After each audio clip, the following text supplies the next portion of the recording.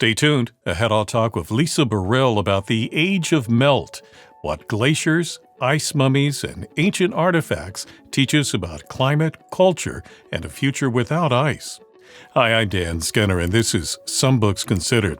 Lisa Baril is a science writer who's written about natural resources and science for national parks across the southwestern United States. She's a member of the National Association of Science Writers, the Society of Environmental Journalists, and the Outdoor Writers Association of America. She joins us to talk about the Age of Melt. Lisa, welcome to Some Books Considered. Thank you for having me. Well, tell us about how you became interested in this topic and how it eventually led to this book. Yeah, so I live at the northern edge of Yellowstone National Park. And so I'm embedded in mountain landscapes, and I've always had a real affinity for mountain landscapes, hiking through them, admiring them, learning about them. And I read a short article about an artifact that had been found in the mountains near where I live, and it was found in an ice patch. It's a foreshaft of an atlatl or throwing dart. So it's an ancient hunting weapon that predates the bow and arrow. And the archaeologist who found it, didn't quite know what he had initially. He knew it was probably something special, but when he got the radiocarbon dates back, it turned out to be 10,300 years old.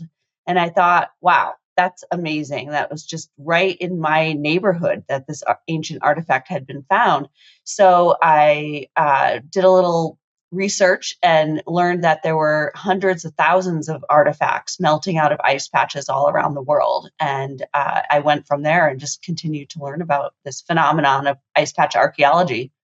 And you talk about the emergence of that as an area of study. And I want to get back to that in just a moment, but I want to look at the bigger picture here, which you talk about in your book.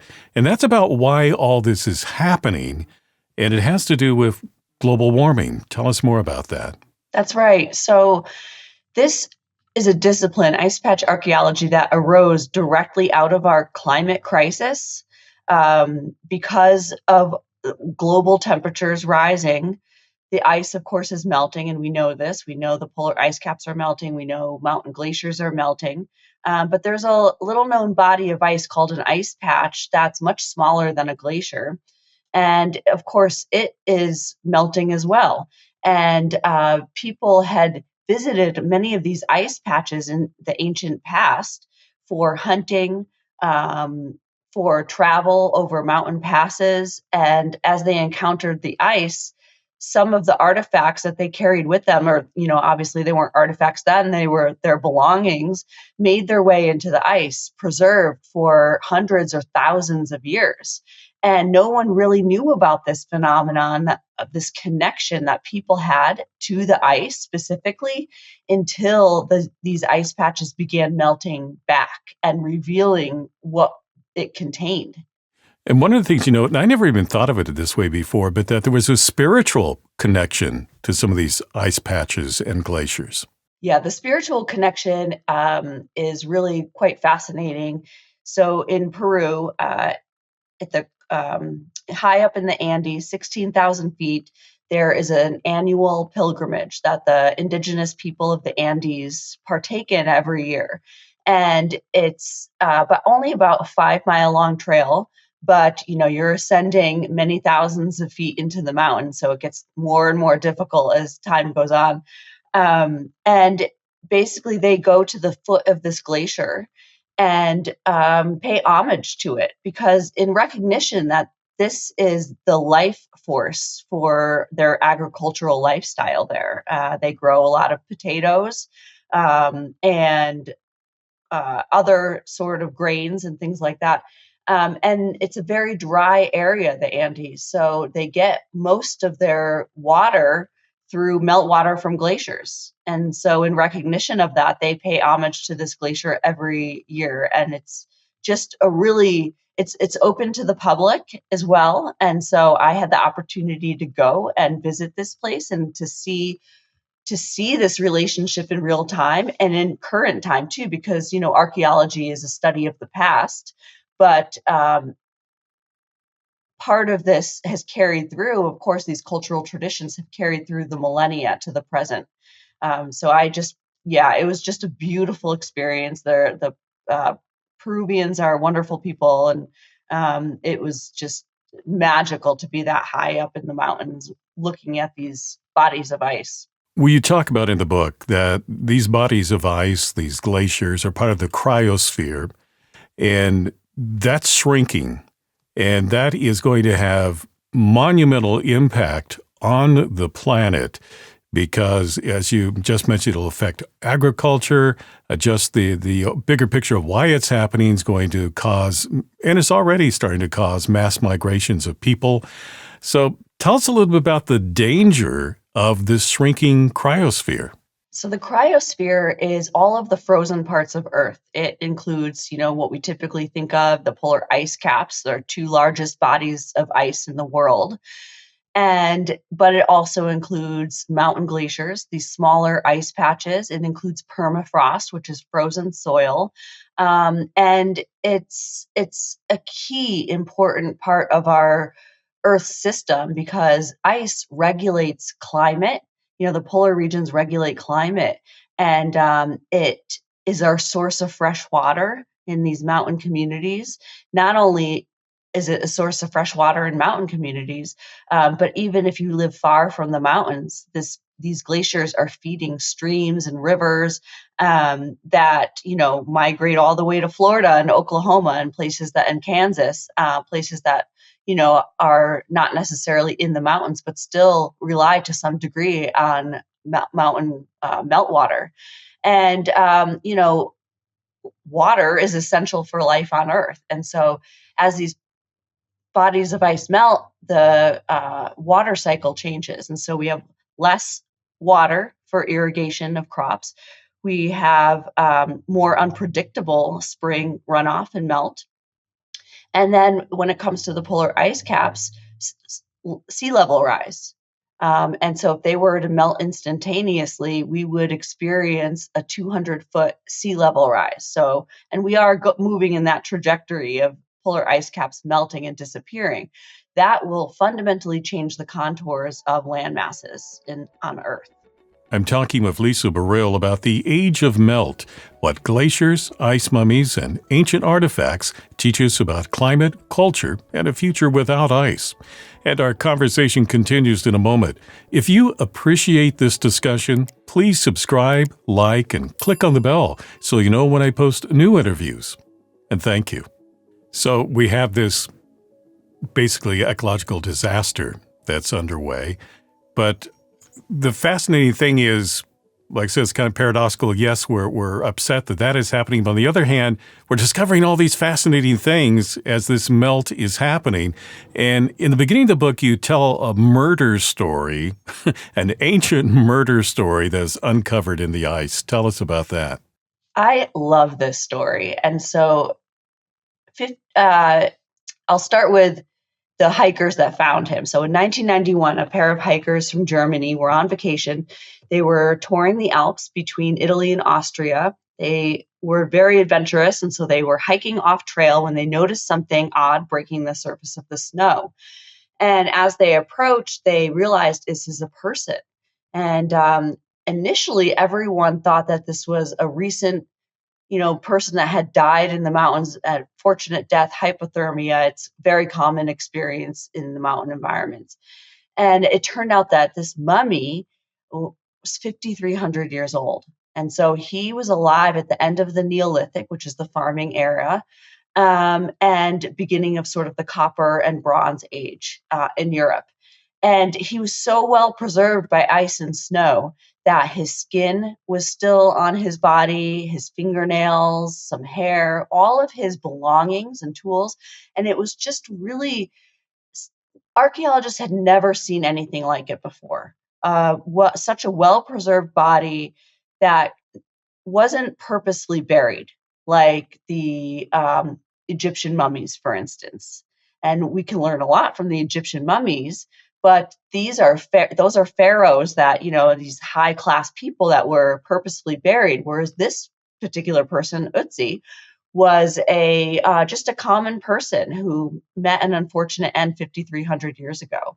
And scientists have been studying him for 30 years, and they have learned all kinds of things about him, from where he was born to how he died, and his last few days. They were able to piece together his travels up and down the mountain based on the food he ate and the pollen grains from the environment that were ingested in his digestive system. So he's really fascinating. There are other things that scientists are discovering and archaeologists are uncovering, and we don't have time to talk about all of them. But what are one or two more that really sort of pique your interest?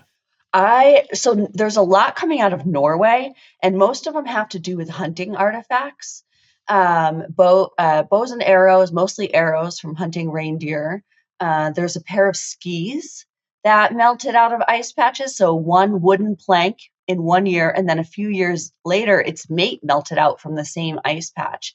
And these were skis that were lined with fur on the other underside, and sort of used to help skiers glide up mountains, but also keep them from sliding back down. So if any listeners have any experience skiing, they're called skins, appropriately so. And horseshoes that were snowshoes. So these shoes that were made specifically for horses allow them to walk over snow. So these are just some of the really fascinating things that have melted out of ice patches. And as they continue to melt, who knows what might melt out next. Well, another thing you note in the book is that there is bacteria, there are viruses that are also melting out of these ice patches. What kind of threat does that pose to modern day people? That's a great question. So there was a few years ago, a team of scientists visited the Tibetan Plateau and extracted an ice core. And they were able to identify hundreds of viruses. Some of them were new to science and bacteria, and they were also able to revive them. They had been frozen into this landscape for many thousands of years, and they were able to revive them. Some scientists, if you're being a pessimist, say that that maybe the ice is the next source of the pandemic, of the next pandemic. And so it's got some people a little bit concerned, wondering what could possibly melt out of the ice next in terms of viruses and bacteria. One of the other things you spotlight in the book is the work that's being done now to sort of preserve what is there now, because in the future it's going to melt away. And there's the Ice Memory Foundation in particular that you talk about. Tell us a little bit about them and the work they do. Yeah, the Ice Memory Foundation is an international collaborative who goes to different glaciers around the world that are in danger of melting and collects ice cores from them. So there's a lot of information in the ice. The ice patch archaeology is kind of a new phenomenon, but we've known for a really long time that you can extract air bubbles, which tells you about past climates. There are layers in the ice from volcanic eruptions from deep in our past. And so scientists can put together an environmental history of an area, really localized to those mountains, by analyzing the water content and the oxygen isotopes in these bodies of ice. And so they are really geared towards collecting a lot of these ice cores, not necessarily for use right now, but in case new technologies emerge in the future. Who knows what science will come up with to analyze these bodies of ice? So they're collecting them and storing them in Antarctica for future scientists. And so they're really thinking ahead. I'd like you to tell us a little bit about the research for you, because this hasn't been strictly academic. You didn't just sit back and with your computer. You were hands-on. You traveled around the world. Tell us a bit about the research that you had to do for this book. Well, I love to travel. And as I said, I love mountain environments. And so this topic was a perfect excuse for me to go visit some of these places that I've always wanted to see. And I spent a summer touring the Alps in Central Europe and visiting where Ötzi met his end. And that was really powerful experience being up there and seeing a landscape very similar to what he saw many thousands of years ago, albeit with a little bit less ice. And then I also visited Norway and some of the ice patch work that's going on there. They have a really cool place called Klima Park where they have excavated a cave into the ice, into an ice patch. That's how big these ice patches are. They're quite large, although they're not large enough to begin moving like a glacier would. And you can walk inside this ice patch, which is really fascinating. And they made a little museum out of it. And then, of course, I traveled to Peru, up the Colquipuncu Glacier to see what was going on up there and to witness the Coyoriti, which is the festival that occurs there every year. And it was just a really amazing experience to talk with the different people in these areas and learn from them about their experiences with ice melt and what it means to them and what they're doing to help stem that loss. Well, there's so much more in this book that we haven't had a chance to talk about. What would you say are a few of the key takeaways that you want people to have from spending time with your book? I would say that one of the key takeaways is that there's a deep time cultural connection to mountains and the ice that the mountains contain. And so it's easy to just say, hey, this is a past phenomenon and it's not really relevant to today. But as I've seen, there are people that live in the mountains all over the world, including the United States. And we all rely on these mountain environments for our sources of fresh water. And so I would just tell listeners that maybe the next time you're in a mountain environment or maybe fishing a stream far from a mountain, just recognizing that some of that water came from many thousands of miles away. To learn more, the book is The Age of Melt: What Glaciers, Ice Mummies, and Ancient Artifacts Teach Us About Climate, Culture, and a Future Without Ice by Lisa Beril. Lisa, thank you for talking with me today. Well, thank you so much for having me. It was my pleasure. If you'd like to purchase The Age of Melt, I've placed a link for you in the description below. If you enjoyed this conversation, please subscribe, like, and click on the bell so you know when I post new interviews. And meanwhile, here are 2 more interviews you might find interesting. I'm Dan Skinner.